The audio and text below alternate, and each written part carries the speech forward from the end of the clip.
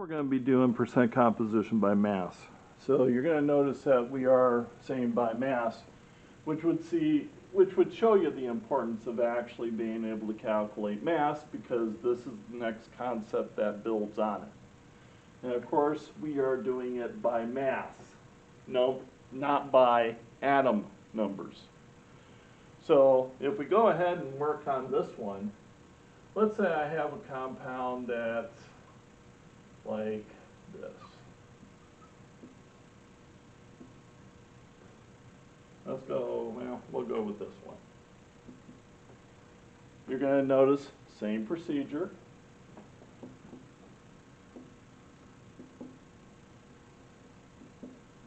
Those are my separate elements. I'll do my numbers. This is 2. Sulfur is 1. Oxygen's 4.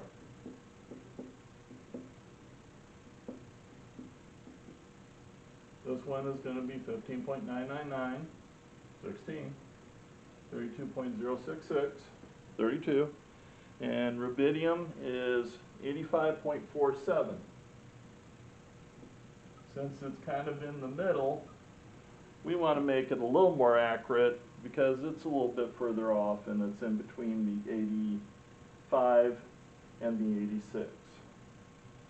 So again, we're going to get my numbers together. This is 171, this is 32, and this is 64.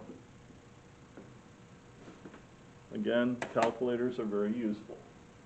So that would be 267 grams per mole. I have to know my total number. Now we're doing it by mass of each element in the compound. So what we're going to be doing is we're going to be using these numbers. The reason we have to use those numbers is I have to take into account the 2 rubidiums, and since I'm doing it by mass on my percentages, I need the whole RB in this. This is all naturally set up to do my percentages. So I'm going to go ahead and go on this side. You're going to notice it's a 171. So I'm going to do 171 divided by 267, and then since I'm doing 8%, I'll put my 100 over here. So I'm going to be dividing 171 divided by 267. You're going to notice it's going to come out as a decimal. It will be below 1, and then I multiply times 100. So this is actually going to be 64%.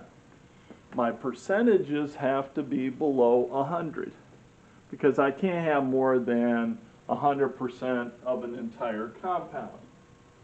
So that will be my percentage of rubidium. Now if I go ahead and do the sulfur, I'll just keep it the same format. So I'm going to go 32 divided by 267 times 100. And this one comes out around 12%. Usually I go to the 10th place as far as doing this. Then I do this. And this one comes out pretty close.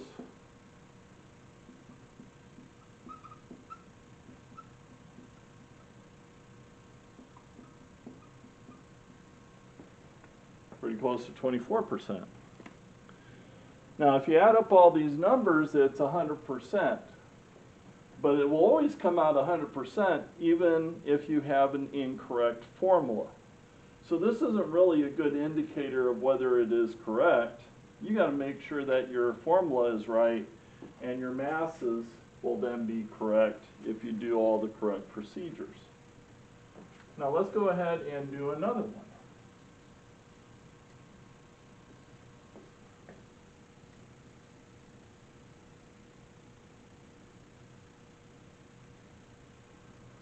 This time we're going to actually do another hydrate because, again, we do repeat, repeat, repeat anyway. And let's go ahead and do, let's see, I like manganese, but let's go ahead and do another one.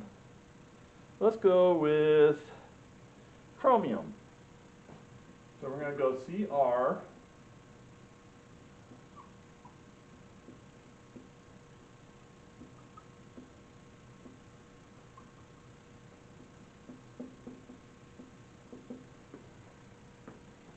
So now I have this. I still have to do the counting part. So I'm going to have 2 CRs. I'm going to have 3 times 1, which is 3 sulfurs. And I'm going to have 3 times 3, which is 9 oxygens. And again, I'm going to go through and do my masses.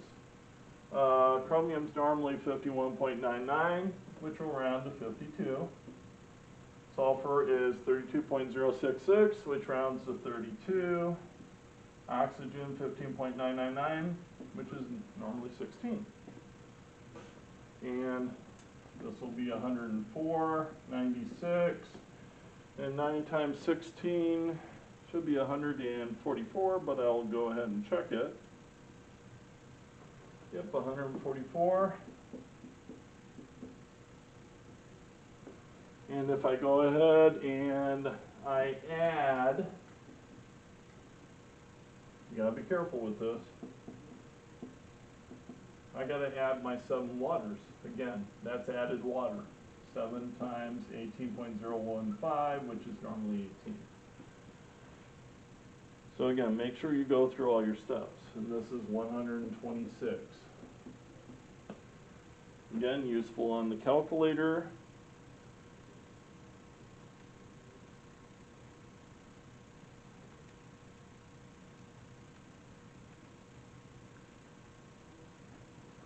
.470 grams per mole.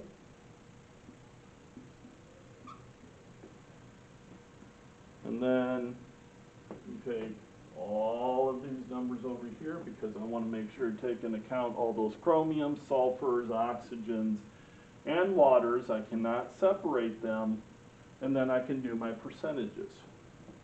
Again, it's all set up. 104 divided by 470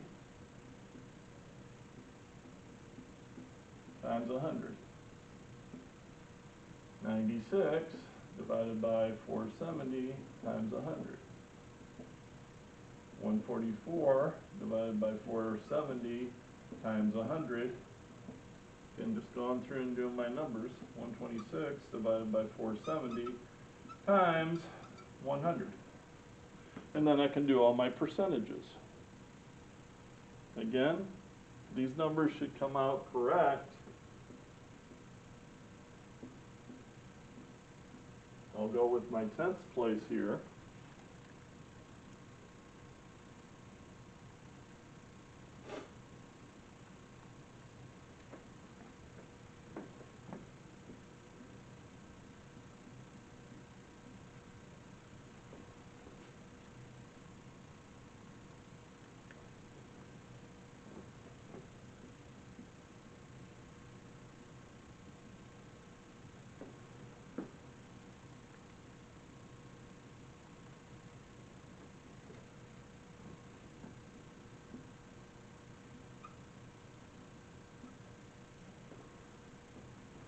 So those would be all my percentages. Again, you got to make sure to do your math.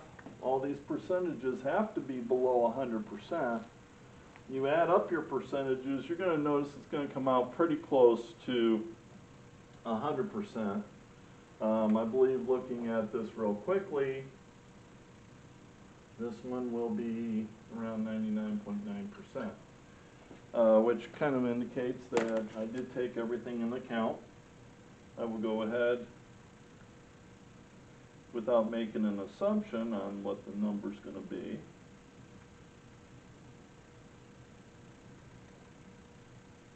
And yes, it comes out 99.9%. Again, if you add it up and you have some weird things like going over 100% or going significantly below 100%, let's say 92%, then you made a problem, or you had a problem with your calculations. So that is the percent composition by mass. Those are the first 2 sets of assignments. After this one, we start going into mole conversions, which again is going to require you showing all the work. That is a practice thing, so those are when I'm going to start doing the spot checks. as far as if you're doing all the correct work.